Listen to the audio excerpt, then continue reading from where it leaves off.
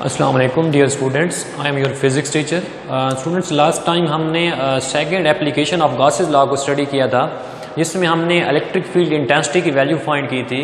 तो यहाँ पे भी हमारा जो ऑब्जेक्ट है वो इलेक्ट्रिक फील्ड इंटेंसिटी ही फाइंड करना है, क्योंकि गॉसेस लॉ की एप्लीकेशंस के अंदर हमने फाइंड इलेक्ट्रिक फील्ड इंटेंसिटी ही करनी होती है, लेकिन डिफरेंट सिचुएशंस के अंदर। तो आज की जो सिचुएशंस है वो हम देखते हैं जी। हमने इलेक्ट्रिक फील्ड इंटेंसिटी फाइंड करनी है between the two oppositely charge plates. Last time हमने जो आर्टिकल स्टडी किया उसमें हमारे पास एक प्लेट थी, उसकी वजह से हमने इलेक्ट्रिक फील्ड इंटेंसिटी फाइंड की। लेकिन यहाँ पे हमारे पास थोड़ी सी कंडीशन डिफरेंट हो गई है कि हमारे पास प्लेट्स कितनी हो गई हैं, दो हो गई हैं, और हमने इलेक्ट्रिक फील्ड इंटेंसिटी फाइंड करनी है इनके मिडल के अंदर। इनके मिड के अंदर एक पॉइंट P है, वहाँ पे आपने इलेक्ट्रिक फील्ड इंटेंसिटी फाइंड करनी है। तो देखते हैं जी। Suppose we have two oppositely charged parallel plates of an infinite extent. ये इन्फिनाइटली एक्सटेंट है, वो भी इन्फिनाइटली एक्सटेंट थी, लेकिन हम इन्फिनिट चीज को बोर्ड के ऊपर ड्रा नहीं कर सकते, क्योंकि इन्फिनिट का मतलब होता है ऐसी चीज जो खत्म ना हो। Infinite extent placed in vacuum, ठीक है। इनको हमने वैक्यूम के अंदर रखा हुआ है, इनके अंदर कोई मीडियम मौजूद नहीं है। और आपको पता है कि जो आपकी इलेक्ट्रिक फील्ड लाइंस होती हैं ये कहाँ से ओरिजिनेट होती हैं और कहाँ एंड होती हैं। Electric field lines positive charge की वजह से जो है वो आउटवर्ड होती हैं, और नेगेटिव चार्ज की वजह से क्या होती हैं जी, आपके इलेक्ट्रिक फील्ड लाइंस इनवर्ड होती हैं। तो यहाँ पे सेम कंडीशन मैंने लिखी हुई है, electric field lines originate from the positively charge plates and ends on negatively charge plates. तो यहाँ पे आप लोग देखें, आपकी जो इलेक्ट्रिक फील्ड लाइंस हैं ये पॉजिटिव चार्ज की वजह से आउटवर्ड हैं, और नेगेटिव चार्ज की वजह से अगर आप लोग देखें तो यहाँ पे ये इनवर्ड हैं। तो ये आपके पास इलेक्ट्रिक फील्ड लाइंस हैं फ्रॉम पॉजिटिव टू नेगेटिव, ये ट्रेवल करती हैं electric field lines. Originate from the positive charge plates and ends on negatively charge plates, and charges are uniformly distributed at the inner surface of the plate. ये बात आप लोगों ने और से सुननी है, इनर सरफेस पे जो है डिस्ट्रीब्यूट है चार्जेस आपके यूनिफॉर्मली। इनर सरफेस मीन्स कि ये सरफेस जो है आपकी लाइन के साथ साथ। तो let us calculate electric field intensity between two oppositely charge plates by using Gauss's law. अब हम इलेक्ट्रिक फील्ड इंटेंसिटी फाइंड करने जा रहे हैं जी between the plates by using Gauss's law. क्योंकि ये एप्लीकेशंस गॉसेस लॉ की हैं, तो हमने गॉसेस लॉ को यूज करते हुए इलेक्ट्रिक फील्ड इंटेंसिटी फाइंड करनी है एट पॉइंट P। और पॉइंट P कहाँ पे है जी, between the plates. Oppositely charge plates के अंदर आपका एक पॉइंट P है, वहां पे आपने इलेक्ट्रिक फील्ड इंटेंसिटी फाइंड करनी है। लेकिन एक बात आप लोग पहले भी जो है ये सुन चुके हैं, बार बार सुन रहे हैं एप्लीकेशंस के अंदर, कि गॉसेस लॉ में गॉसियन सरफेस का होना बहुत जरूरी है। विदाउट गॉसियन सरफेस आप गॉसेस लॉ अप्लाई नहीं कर सकते। तो यहाँ पे हमने गॉसियन सरफेस कौन सी ड्रा की है जी, imagine a close hollow box. आपने एक हॉलो बॉक्स इमेजिन करना है such that its one side in the positive charge plate and opposite side exist in space between both plate. आपकी जो वन साइड है गॉसियन सरफेस की वो कहाँ पे होगी जी, in the positive charge plate. जहां पे आप लोग देख रहे हैं एक साइड जो है वो पॉजिटिव चार्ज प्लेट के अंदर है, और दूसरी साइड स्पेस है बिटवीन जो आपके पास ऑपोजिटली चार्ज प्लेट उसके अंदर वाक़ई है।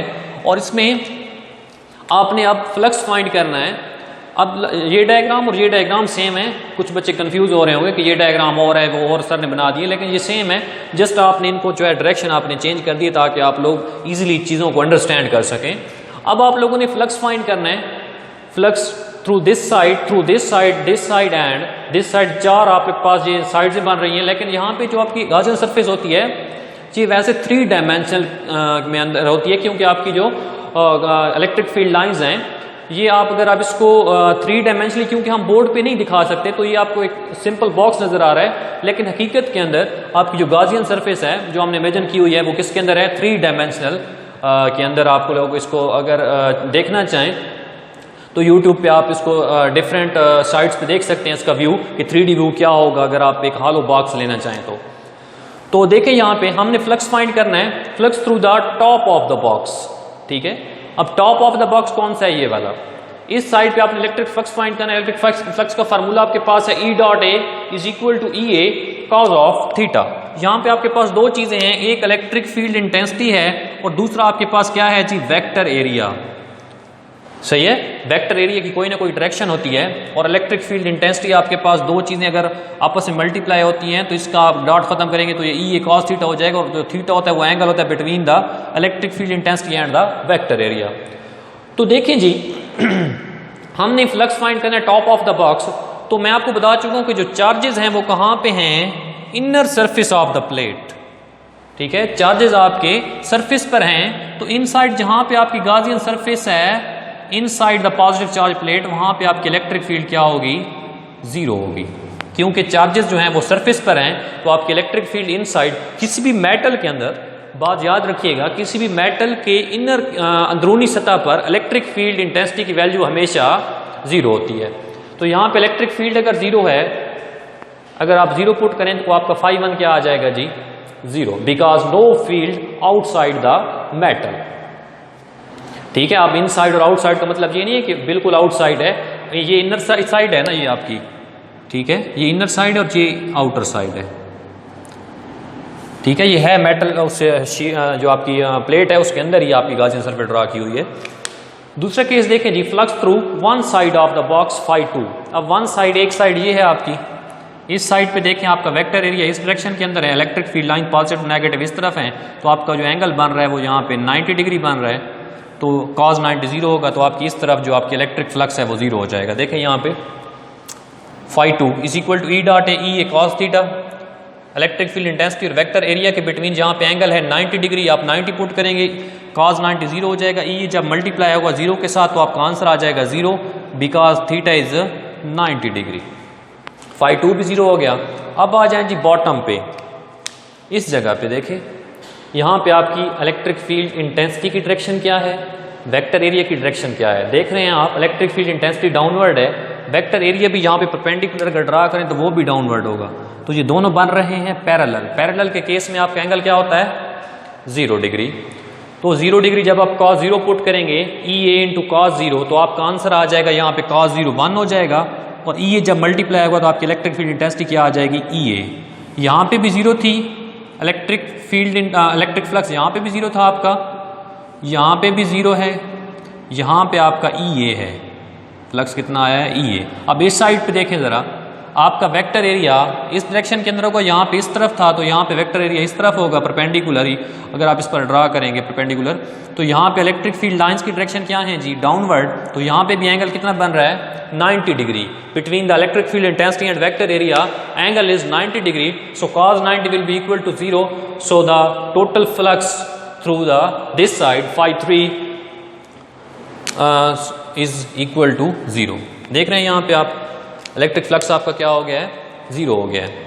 तो यहाँ तक आप लोगों के जी हमने टोटल फ्लक्स जो है वो देख लिया है कि आपके जो फ्लक्स हैं फ्रॉम द इस साइड पे आपने देखा टॉप पे, इस वन साइड पे, बॉटम पे देखा जी, इस साइड पे देखा, तो आपकी ये 4 साइडें बन रही हैं और चारों साइडों पे आपने फ्लक्स की वैल्यूज चेक की हैं।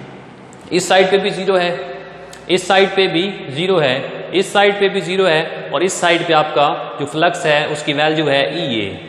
तो यहाँ तक हमने टोटल फ्लक्स अगर आप फाइंड करना चाहें तो phi 1 plus phi 2 plus phi 3 plus phi 4, तो आप इलेक्ट्रिक टोटल फ्लक्स भी फाइंड कर सकते हैं। यहाँ तक जब टोटल फ्लक्स फाइंड करेंगे वो आपका आंसर आ जाएगा ई ए, क्योंकि बाकी सारे 0 हैं। तो यहाँ पे आप देखें हमने ऐसी गाउसियन सरफेस ड्रा की है जिसमें 3 साइडों का जो फ्लक्स है वो क्या हो गया है, 0, सिर्फ एक साइड का फ्लक्स आया है वो है ई ए। सही है, तो ये गाउसियन सरफेस हम ऐसी जो है वो चूज करते हैं जिससे हमारी जो कैलकुलेशंस हैं वो आसान तरीन हो जाएं, और जो है ताकि हमें कोई डिफ़िकल्टीज फेस ना करनी पड़े, इसलिए हम ऐसी गाउसियन सरफेस ड्रा करते हैं जिसमें आप इजीली जो है वो चीज़ों को कैलकुलेट कर सकें, फ्लक्स को कैलकुलेट कर सकें। तो यहाँ पे आप लोगों ने देखा कि आपकी 3 साइड का जो फ्लक्स था वो 0 था, सिर्फ एक साइड का फ्लक्स है वो है ई ए। अब आपने फ्लक्स तो नहीं फाइंड करना, आपने तो फाइंड करना है इलेक्ट्रिक फील्ड इंटेंसिटी। तो इलेक्ट्रिक फील्ड इंटेंसिटी फाइंड करने के लिए हम क्या यूज करेंगे, गॉसेस लॉ, क्योंकि हम एप्लीकेशन ही गॉसेस लॉ की पढ़ रहे हैं। तो लास्ट पे मैंने लिखा है by using Gauss's law phi is equal to Q enclose divided by epsilon naught. अब क्यू इनक्लोज जो आपके पास होता है ये सिग्मा ए की इक्वल मैंने पुट कर दिया। ये क्यों, ये लास्ट आर्टिकल में देख चुके हैं हम के सरफेस चार्ज डेंसिटी आपकी सिग्मा होती है जो होता है चार्ज पर यूनिट एरिया। तो यहाँ से आप चार्ज की वैल्यू फाइंड करें, sigma multiply by A is equal to Q आ जाएगा।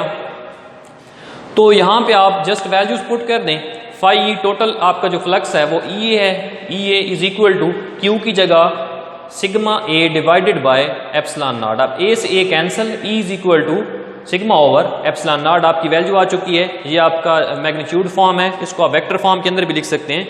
तो यहाँ तक आपका जो आर्टिकल है वो कंप्लीट हो चुका है। लेकिन कुछ बातें जो हैं 1 मिनट की मैं आपको थोड़ा एक्स्ट्रा बता दूं चीज़ें जो लोग नहीं सुनना चाहते बेशक ना सुने, क्योंकि यहाँ तक आपका आर्टिकल तो वो जो है वो कंप्लीट हो चुका है। अब देखें, लास्ट टाइम हमने जो आर्टिकल स्टडी किया उसमें आपके पास एक प्लेट थी, उसकी वजह से आपका जो इलेक्ट्रिक फ्लक्स की वैल्यू थी, सॉरी इलेक्ट्रिक फील्ड इंटेंसिटी की जो वैल्यू थी वो आई थी, आंसर आपके पास सिग्मा ओवर 2 एप्सिलॉन नॉट। ठीक है, यहाँ पे आपकी प्लेट्स 2 हो चुकी हैं और आंसर आपका आया है sigma over epsilon not. It's mean कि आपका जो अगर प्लेट्स आपने डबल की हैं तो आपका आंसर भी यहाँ पे डबल हो चुका है। 2 के साथ अगर इसको आप मल्टीप्लाई करें तो आपका आंसर भी आ जाएगा सिग्मा ओवर एप्सिलॉन नॉट। देख रहे हैं यहाँ पे, ये था जब आपके पास प्लेट कितनी थी जी, for 1 infinite plate electric field intensity. ठीक है, लेकिन जब आप इसी को अगर हम यूज करना चाहें, थोड़ा सा कॉमन सेंस आप लोग यूज करें कि अगर एक प्लेट की वजह से आप किया सिग्मा ओवर 2 एप्सिलॉन नॉट, अगर हम प्लेट्स 2 कर दें तो आप इस तरह लिख सकते हैं sigma over 2 epsilon not plus sigma over 2 epsilon not. इसका आंसर क्या आ जाएगा, सिग्मा ओवर एप्सिलॉन नॉट, जो कि यही आंसर है सिग्मा ओवर एप्सिलॉन नॉट। ठीक है, क्योंकि एक प्लेट की वजह से हम फाइंड कर चुके थे तो दूसरी प्लेट की वजह से हमने सेम इसी को प्लस कर दिया उसके अंदर, तो आपके पास आंसर यही आ गया जो हमने ये जो मेथड यूज करके आंसर फाइंड किया। लेकिन आप लोगों ने आंसर इसी तरह ही फाइंड करना है, क्योंकि आपकी बुक के अंदर यही चीज़ें गिवन है, तो आपने इसी प्रोसीजर को फॉलो करते हुए अपनी जो है इलेक्ट्रिक फील्ड इंटेंसिटी की वैल्यू फाइंड करनी है। या मैंने वेक्टर फॉर्म के अंदर इसको लिख दिया है, तो वेक्टर फॉर्म के अंदर जो आर यूनिट वेक्टर है वो आपको किस चीज़ की डायरेक्शन बता रहा है, इलेक्ट्रिक फील्ड इंटेंसिटी की ही डायरेक्शन बता रहा है। यहाँ पे इलेक्ट्रिक फील्ड इंटेंसिटी की डायरेक्शन जो है वो क्या चीज़ आपको बताती है, इलेक्ट्रिक फील्ड लाइंस बताती हैं। क्योंकि इलेक्ट्रिक फील्ड लाइंस अगर पॉजिटिव से नेगेटिव की तरफ आ रही हैं तो जाहिर सी बात है आपकी इलेक्ट्रिक फील्ड इंटेंसिटी की डायरेक्शन भी इसी तरफ होगी, क्योंकि आपकी जो इलेक्ट्रिक फील्ड लाइंस हैं ये आपको 2 चीज़ों के बारे में बताती हैं, एक स्ट्रेंथ और दूसरा डायरेक्शन। ठीक है, तो ये आज का हमारा टॉपिक था, third application of Gauss's law. ये यहाँ तक कंप्लीट हो चुका है जी। तो आज के लिए इतना ही। ठीक है जी, अल्लाह हाफिज़।